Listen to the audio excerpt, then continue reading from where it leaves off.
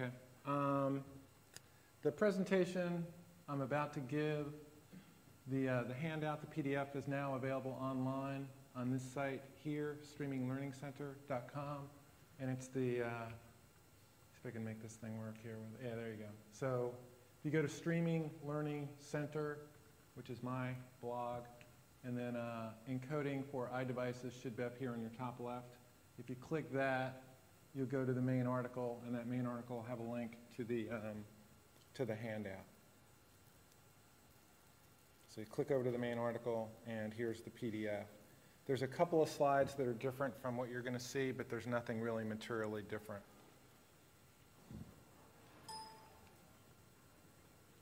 Okay, so here's our agenda for the next 45 minutes to an hour. Do we start at 10:30 or 10:45? 10:30, right? Okay. We're going to look at producing H.264 for iTunes. You know, there's two ways to deliver video to iDevices. There's cabled via iTunes, and then there's, you know, for connected devices, you know, either the iPhone, iPod Touch, or iPads, you can deliver it either via cellular or Wi-Fi. So there's two basic approaches to delivering to iDevices, and we're going to cover both of them. First, we'll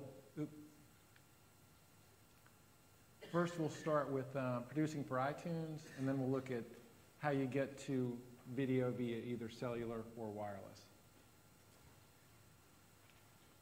Okay, so what is H.264? H.264 is a spec that was jointly agreed upon by the ITU and the ISO. Lots of momentum in the consumer electronics space, computer space, telephone, radio, photography, consumer electronics. All that's very much amplified by Apple choosing H.264 for the video codec for their iDevices.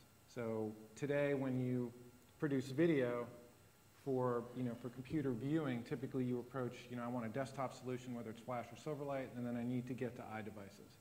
And the only way to get to iDevices is via H.264, and that's really all you need to know about H.264.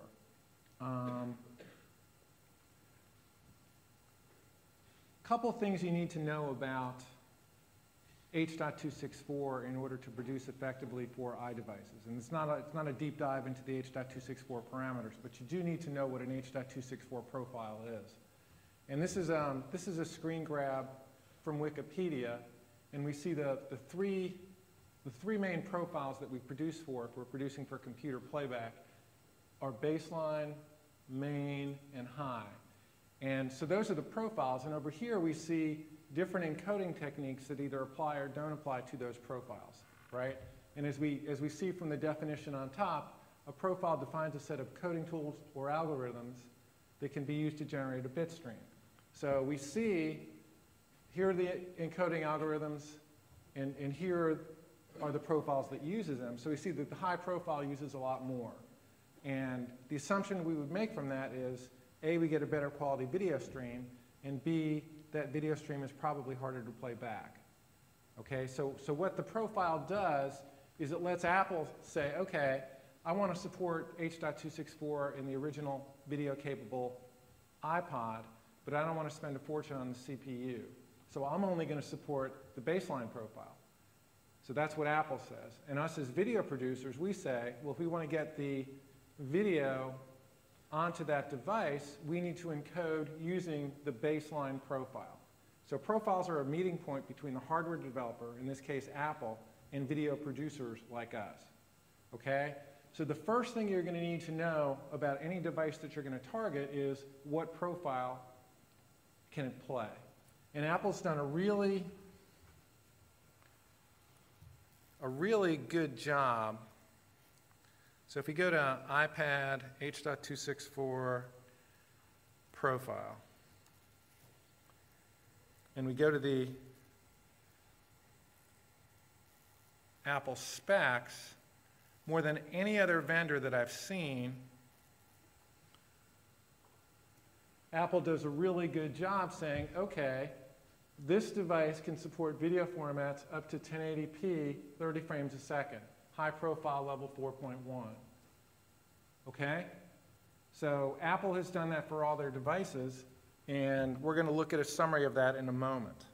But if you wanted to produce for this device, you would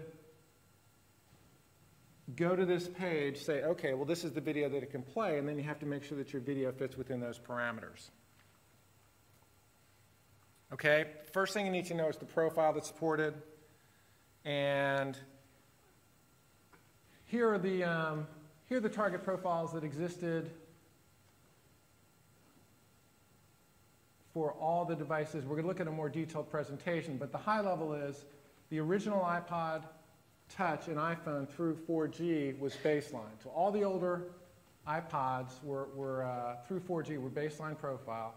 iPod, iPhone 4G Plus, that should be main, excuse me. So this should be main over here. And then the iPad is main as well. Okay, and we're going to look at a chart that covers that in a second, and the chart's going to be right.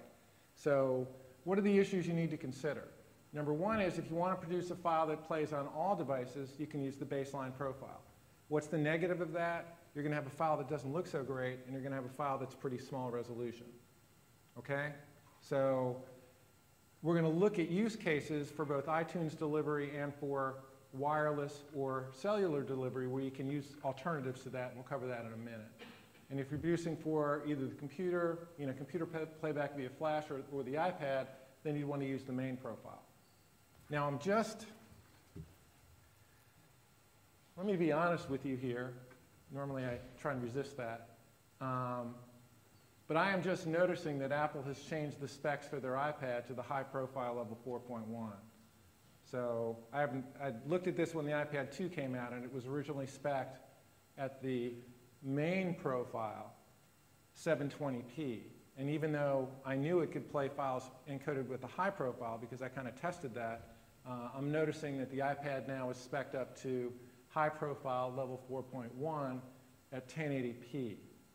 Okay, so let me point that out. The chart that you're going to look at in a second is wrong. I'll get that corrected today, and then I'll get that uploaded to the presentation.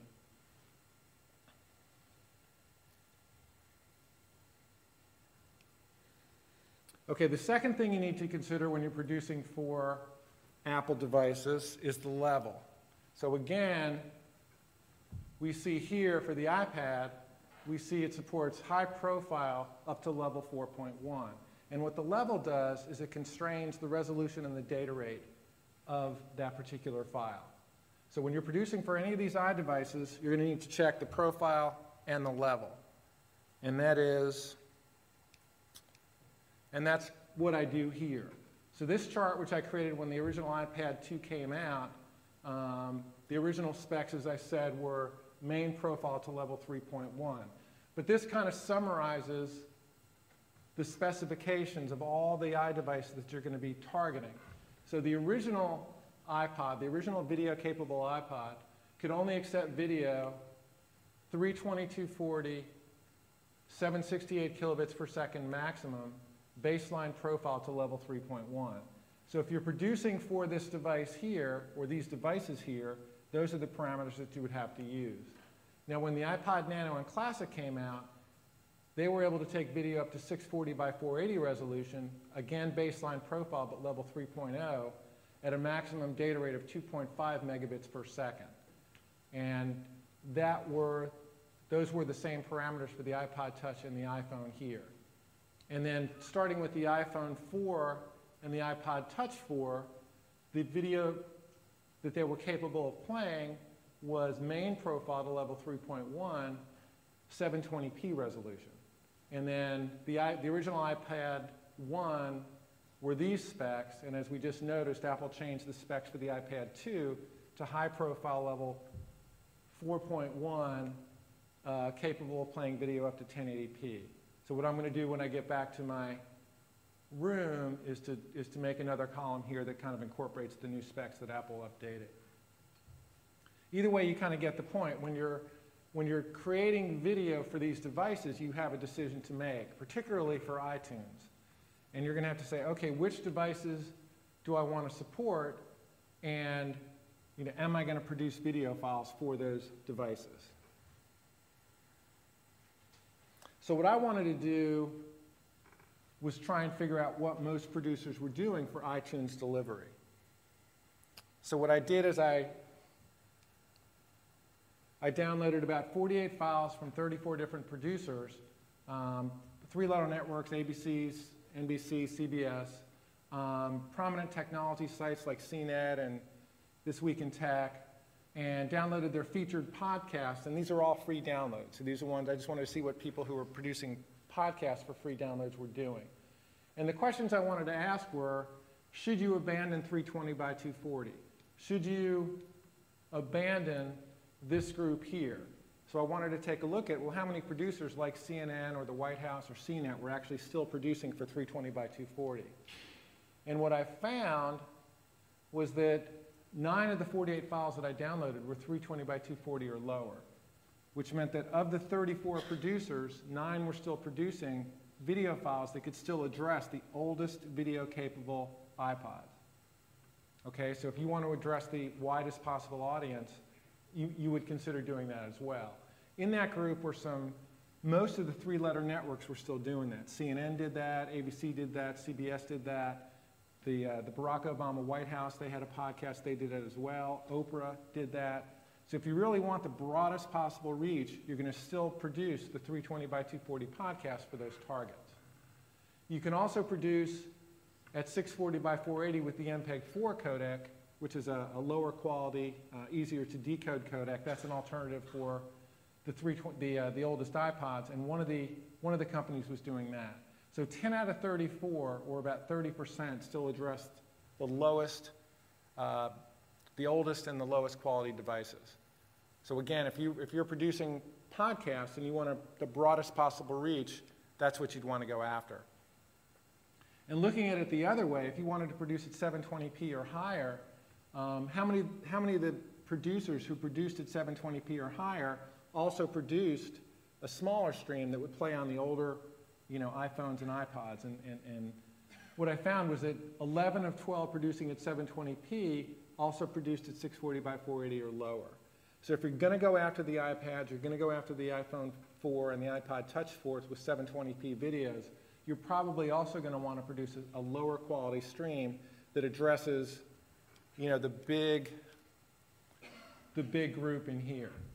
So 30% address these users here.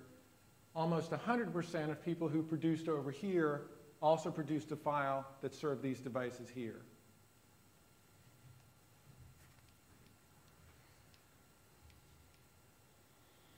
And then, should you produce multiple files? And a lot of producers were producing the same show in different sizes. So if you wanted to produce at 320 by 240 to get the broadest possible audience, you might also consider producing at 720p so the video looks great on an iPad. And 18 of the 34 producers, which is a little bit over 50%, were producing in a single size only. The typical single size that they produced at was the 640, 480, 640, 360 resolution. So they targeted the middle, and those would play very well on the middle devices, but also look pretty good on the iPads and the iPhone 4 and iPod Touch 4. So the first, this survey that I first talked about was all free podcasts available on iTunes. Then I wanted to look at, what are the people who are producing paid content? What were they doing with the videos that they produced? So the music videos that I downloaded were all SD. So, I looked at the most popular music that was available for download, and what I saw is most were 640 by 480 or smaller, so they don't play on the oldest iPods, but they play on pretty much everything since those were produced. And they all use 256 kilobits per second audio. So if you're producing a music video, these are the specs that I would use. And this is one of the few groups I've ever seen that actually use 256 kilobit per second audio. Most producers, stop at like 160. The vast majority use 128 kilobits per second.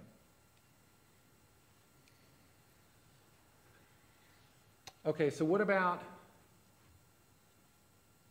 high definition television episodes? What I found was that everybody was at 720p.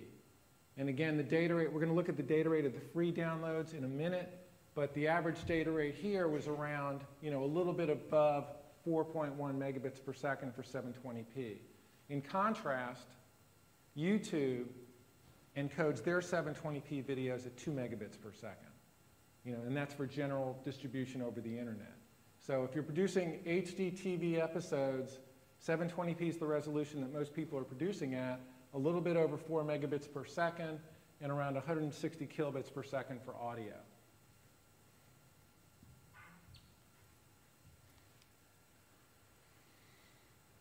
And what I found interesting is that anytime I downloaded an HD episode, and these are paid HD episodes, I also got an SD episode.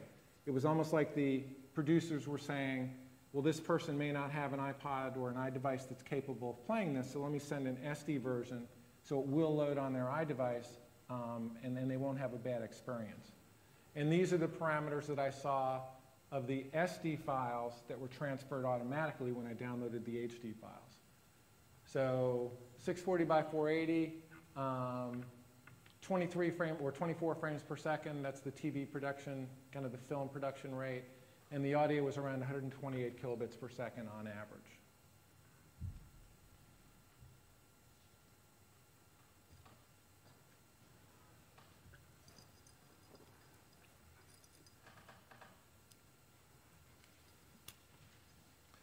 So going back to the free podcasts that I downloaded, what were the parameters that were most typically used to produce those files?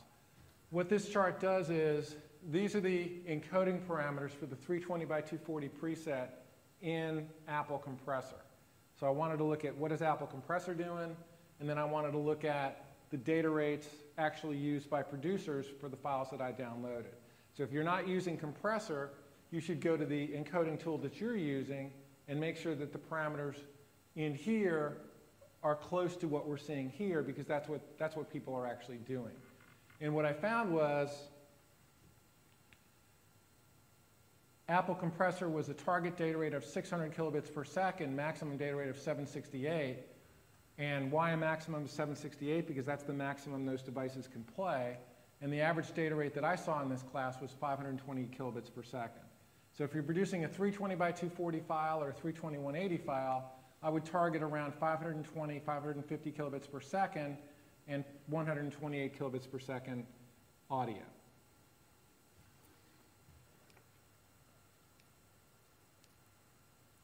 And 640, 480, 640, 360, in the Apple Compressor preset, the target was 1.5 megabits per second, the average target, with a maximum data rate of 2.5 megabits per second, and the producers in this target resolution that I saw produced at 1.3 megabits per second.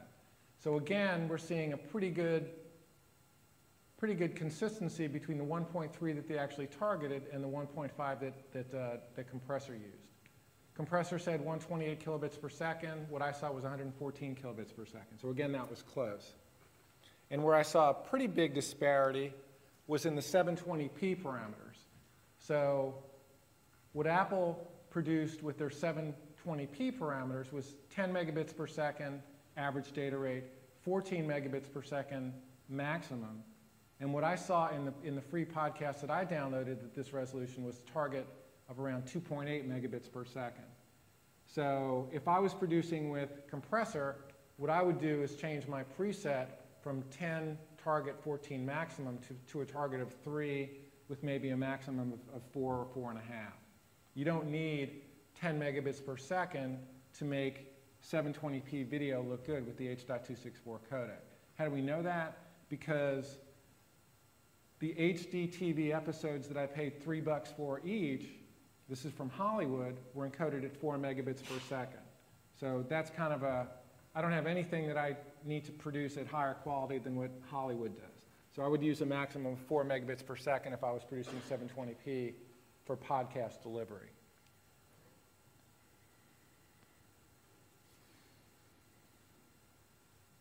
Okay, so that's the tethered side. You know, if you're producing for iTunes, that's all that. Now we're going to look at, okay, we want to get video to devices that are connected, either iPhones, iPads, iPod Touches that are connected via wireless or connected via cellular. And it's a totally different Totally different paradigm, totally different mechanism for doing that. Now, there's two ways to do it, and the best way to do it is via HTTP live streaming. And HTTP live streaming is an adaptive streaming specification that Apple produced for getting video to connected devices. It's since then been adopted by Android for Android 3.0 devices and higher. So this is adaptive streaming. Adaptive streaming is multiple file delivery that adapts to changing conditions at the player end. So that is the preferred way to get video to iDevices. You can also send a single file, but if you send only a single file, typically you're going to have a poor experience on the higher quality devices and an acceptable experience on the lower quality devices. You're not going to send a 4 megabit per second 720p file if that's the only file that you use, because it's not going to get to a bunch of the devices and it won't play on a bunch of the devices. We'll cover that more in a second.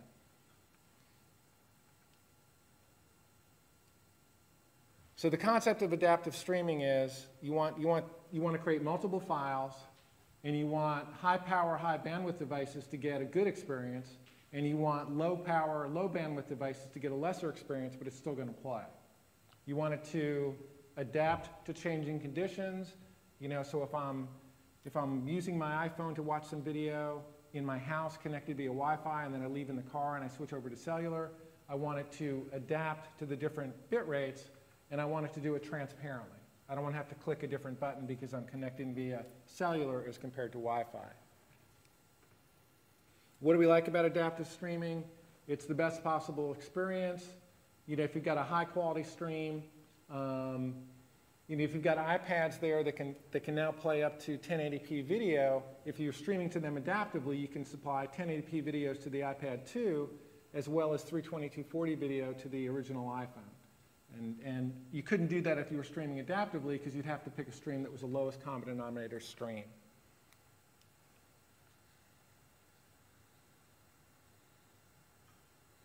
So there's two issues when you're producing for adaptive streaming. One is, you know, how many streams, what resolutions, what data rates? You know, what are the configurations of these multiple streams that I'm producing? And the second one is, how do I work within the requirements of the adaptive streaming technology? What do I do differently when I'm producing multiple streams as compared to a single stream? And we'll cover that. We'll cover those separately. Let me talk a little bit about how HTTP live streaming works. And when you produce for HTTP live streaming, you encode a file in H.264 format. That's the only file that's the only format that you can use with HTTP live streaming. And then you produce it, you have one long file, or actually several long files, and then you send that into a stream segmenter that divides it up into chunks of files, all encoded using the MPEG-2 transport stream. And you also create metadata files that kind of tell everywhere where to go to get those additional files. And let me show you what I mean. So if you were producing 3 streams, low, medium, and high, these are the chunked files. These are the transport stream files that you have for each variation. So these, of course, are the 3 streams you're producing. This is the general index file here. These are the index files for the individual streams. Now, HTTP live streaming doesn't require a streaming server. This is a totally player-driven technology. So what the player does, the player might download this bit here, low 01, the first chunk of the lowest possible quality stream. And it goes to this file here, and it says, you know, give me the lowest quality chunk. So it goes to this one and gets low01.ts. And this, of course, contains the URL for all these chunks. When the player says, OK, I'm playing this fine, bandwidth will support a higher quality stream, the player checks this index file, and this index file sends them to this index file, and then it downloads this chunk here. So the player is making all these decisions. The player is in charge of going out, understanding where the alternative chunks are and retrieving them. You don't need a server. You know, you need a server to contain the data, but you don't need a streaming server to deliver the data. And that's the primary difference of this technology as compared to RTMP-driven flash.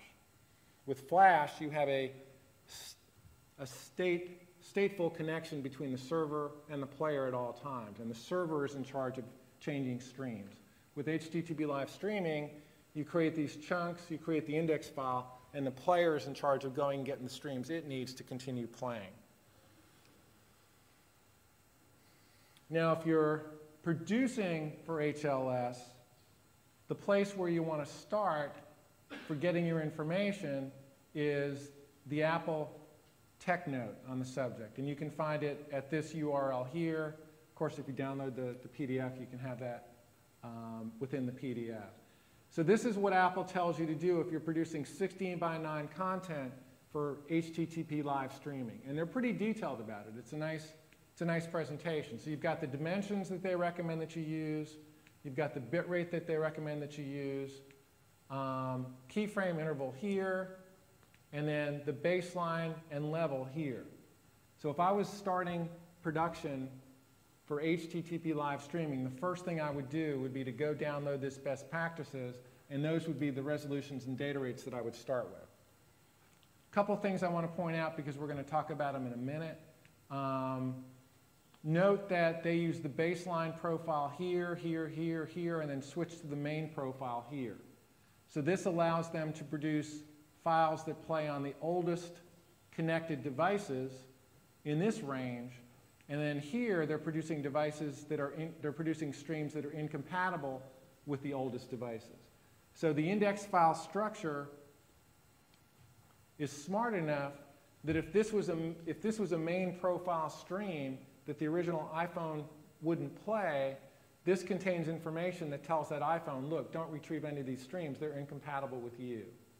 Okay? So it's kind of a self-policing mechanism.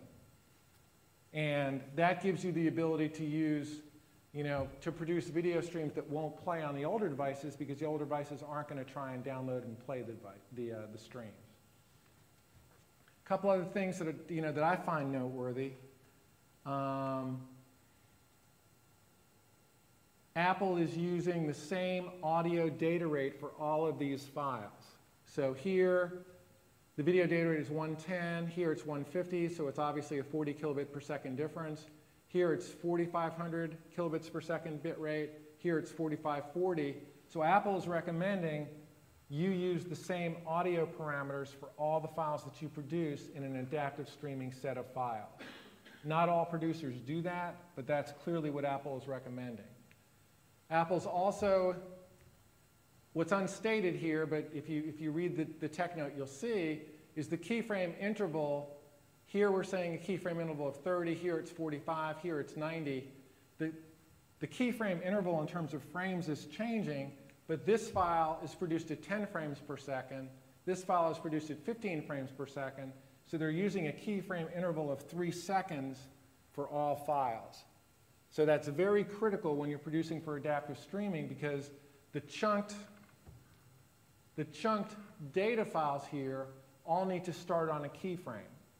And they need to be the same keyframe. So this file here needs to start on the same keyframe as this file here, right? Because otherwise you'd have an interrupt, some kind of discontinuation from chunk 1 in one stream to chunk 2 in another stream.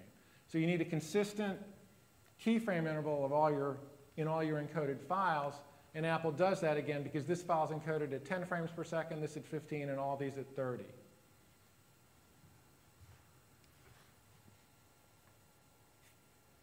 Okay, so now we know the stream count, the resolution, and the data rate. How do we customize the encoding for adaptive streaming? What do we do differently because we're producing for adaptive streaming? And as I just mentioned, the first thing is to make sure that the keyframe interval divides evenly into the chunk size and that the keyframe location is identical in all streams. And let me show you how this is implemented in Sorensen's Squeeze, which is one of the nicer presentations of producing for adaptive streaming. So this is their Apple HLS preset. And these are the parameters for the streams that they recommend. These do not match the Apple parameters. Probably the first thing I would do would be to change the resolutions and the data rates to match what Apple's doing. But we're seeing, what we see is they want a keyframe interval in all these streams. So they have 1, 2, 3, 4, 5, 6 streams. They want a keyframe interval every 3 seconds in all streams, and they want to start a new chunk every 9 seconds. So we talked about the chunks that these files are being produced into, and the keyframe interval has to divide evenly into the fragment duration or the chunk size, because if it doesn't, you won't have a keyframe starting each chunk, right? So looking at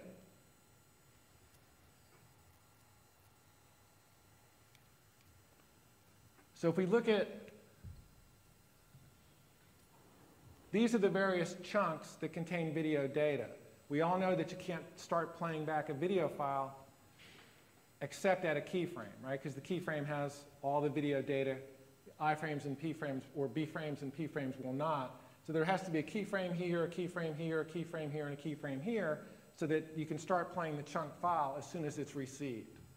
And the only way to do that is to make sure that the keyframe interval divides evenly into the chunk size, which is what you see here in the Sorensen squeeze preset. So it's a keyframe every 3 seconds and a 9-second fragment duration.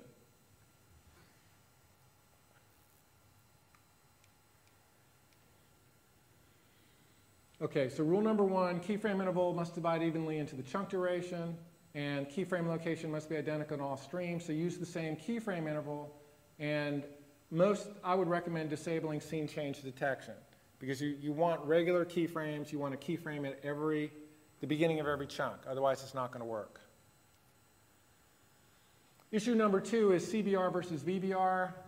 Variable bitrate encoding uses different data rates that adjust according to scene complexity. If you have a hard to compress scene, the data rate goes up. If you have a talking head, the data rate goes down. We like that because that delivers the overall best quality. What we don't like about VBR is that it creates a stream that varies, which could cause too much stream switching. In an ideal adaptive streaming scenario, you'd want to get to the perfect stream for that connection and just stay there. But if you have huge variations in chunk size that relate to the fact that you're using VBR, then you could cause scene or stream switching that doesn't reflect changing conditions. So here's the downside of CBR. This is a project I did for a UK client, and this is a CBR stream. So we see a relatively consistent data rate. But right after a major scene change, a camera switch from a camera looking down at the artwork to the camera facing the artist, we see very, very low quality here because CBR can't really produce the data to comprehend the change at high quality. And this is the VBR stream. We see much more variability in the stream, and we see very, very good quality immediately after the transition in the camera change. So we like CBR because it gives us a nice consistent stream, but we don't like the negative quality that it can produce. And then if you look at VBR, which is the alternative, so here we have a file encoded with VBR, variable bitrate encoding. So all of the chunks aren't of equal size. This chunk, average video to encode, this would be a hard to encode scene. The chunk's bigger because that's what VBR does. VBR applies more data to a chunk that's hard to compress. And this chunk is very easy, so it's smaller. So when you start sending this chunk here, the delivery takes longer because it's a bigger chunk, and then the player that's checking the buffer says, oh my goodness, the buffer's too low, I have to switch to a lower bit rate. So it generates a stream switch that doesn't reflect changing conditions, it just reflects the fact that you use VBR to encode your video. So you don't want to have that happen because too many stream switching degrades the experience. So what's the answer? The most conservative thing to do is to use CBR. That will give you, all chunk sizes will be pretty much even, and you won't have any stream switching that relates to the technique you use to encode your videos as compared to changing conditions. what I see a lot of real-world producers do is use what's called constrained VBR. So in the context of squeeze, what their template does is it uses one-pass CBR, okay, constant bitrate encoding. But you can also use two-pass VBR and then constrain the data rate to a maximum. So what that does is it makes sure the swings aren't too high. The swings would be within, the maximum data rate would be 160% of the target as compared to, say, 400% of the target. So if I'm producing for adaptive streaming, typically what I do is I recommend that we use constrained VBR, and I constrain the data rate usually to around 150% of the target. I will say I did an article in Streaming Media. I can give you the reference after the class, or we can find it online. If you Google, let me just do it real quick.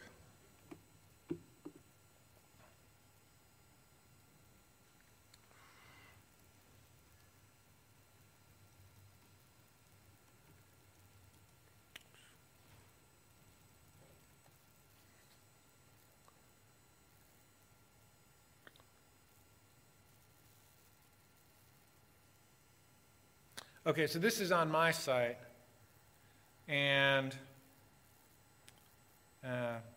I'll find this is a recent article that I wrote. Let me see if I can.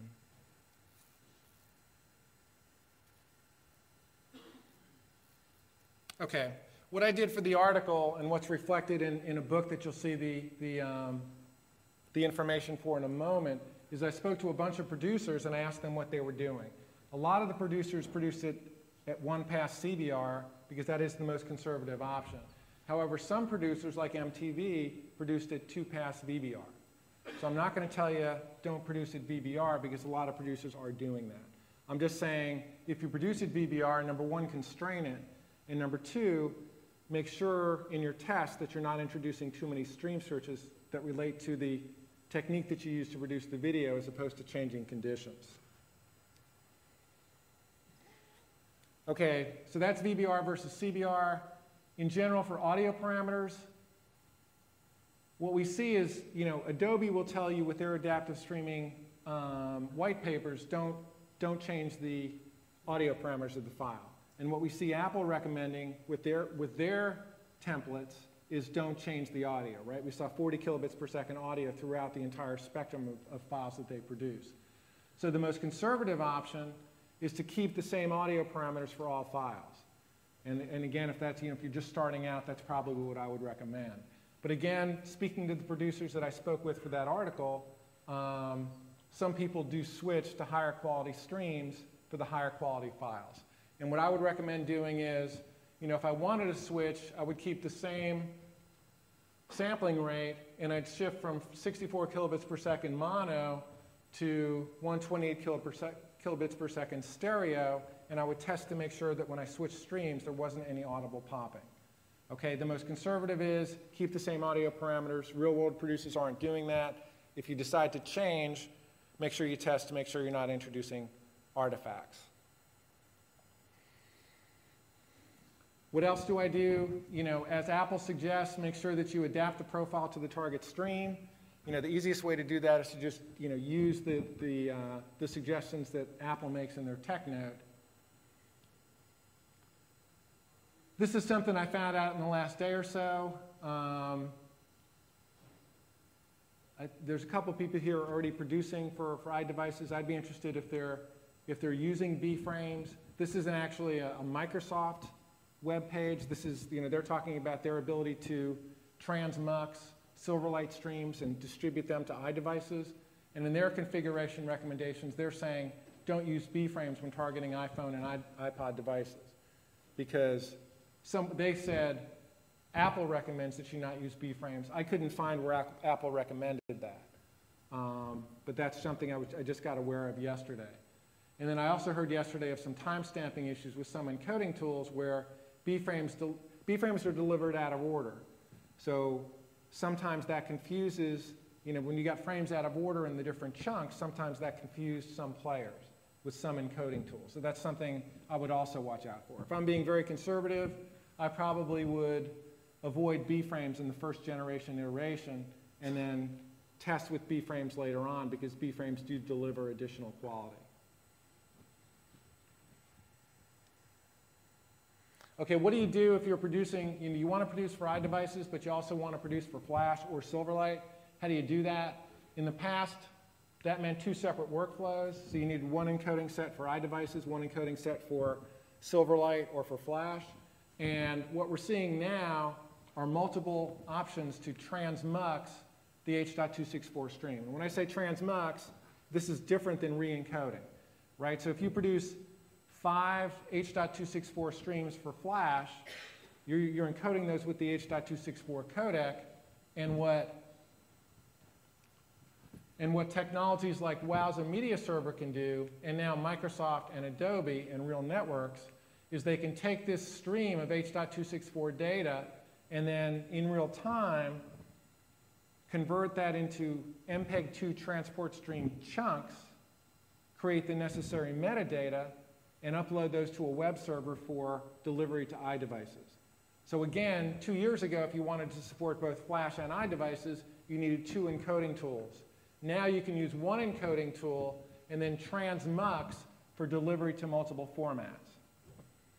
Okay? And Wowza Media Server was the first to do it, and they can accept RTMP, RTSP, and MPEG-2 transport stream input. Again, all encoded with the H.264 codec, because that's what you have to deliver to the, to iDevices.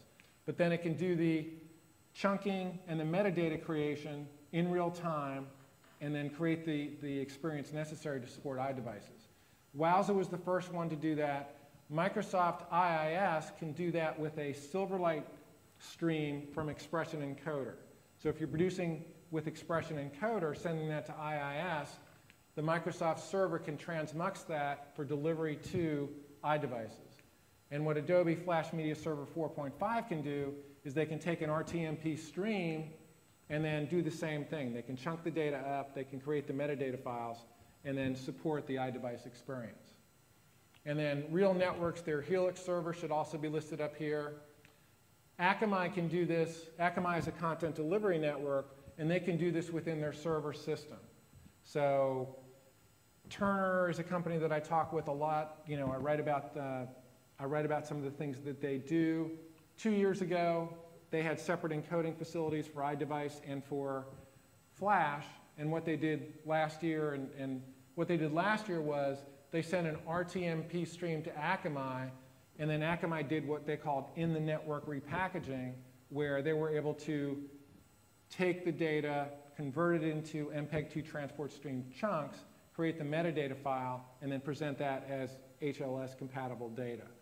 So long story short, if you want to support both iDevices and another computer protocol, whether it's Flash or Silverlight, you can do it via transmuxing as compared to 2 separate encoding facilities and 2 separate production capabilities.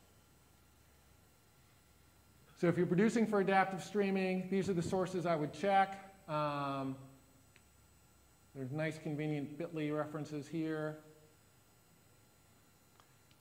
And then if you're not doing adaptive, this is where you have to choose a lowest common denominator file. This is where you're not going to make anybody happy. Because if you've got people on a Wi-Fi connection with their iPad, they're not going to like the 640 by 360 stream or the 400 by 224 stream. So if you're producing for iDevices, HTTP live streaming is the way to go. And if you're doing static file delivery, you just need to pick one of these configurations and then put that up on your website. Well, your only alternative is to pick a lowest common denominator website that's going to play on most devices, but won't look good on the high performance, high quality devices.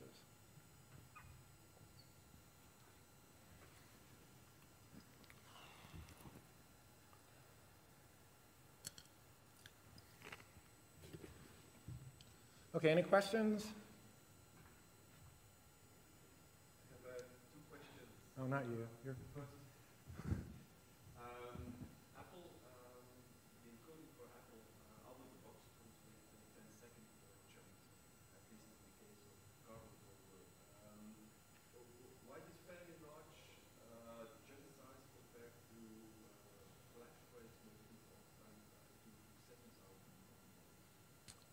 why longer chunk sizes for Apple? And Apple did, it was kind of funny because they recommended a keyframe interval of 3 and then a chunk size of 10.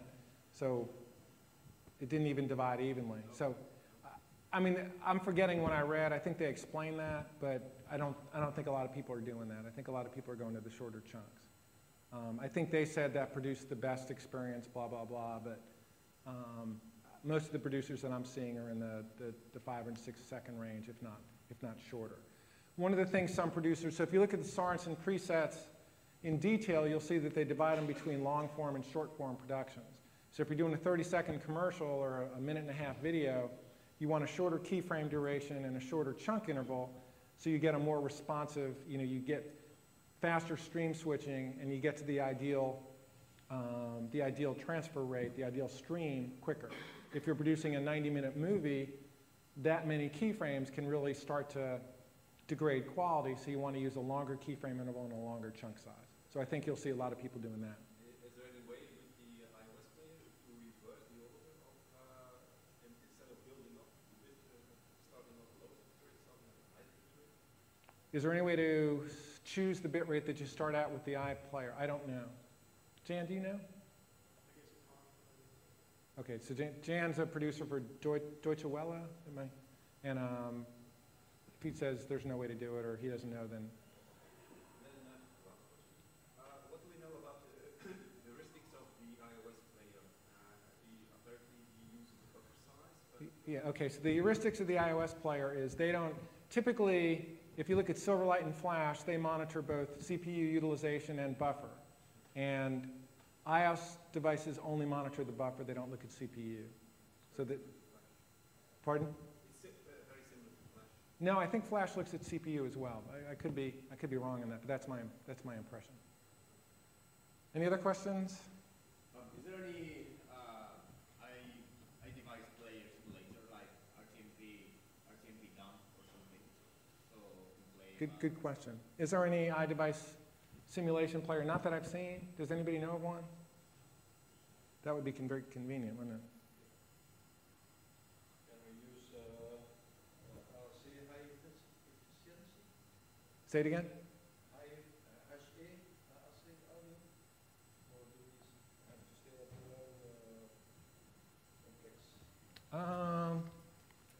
Why don't we go back to, so what level of audio can you use?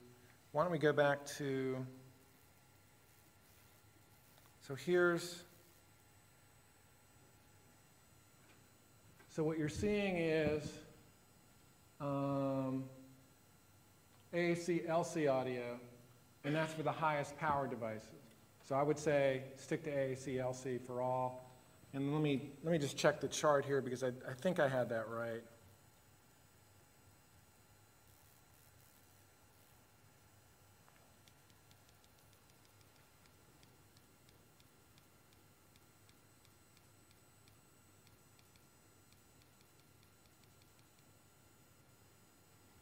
Yeah, so the research that I did was AAC-LC as well, only.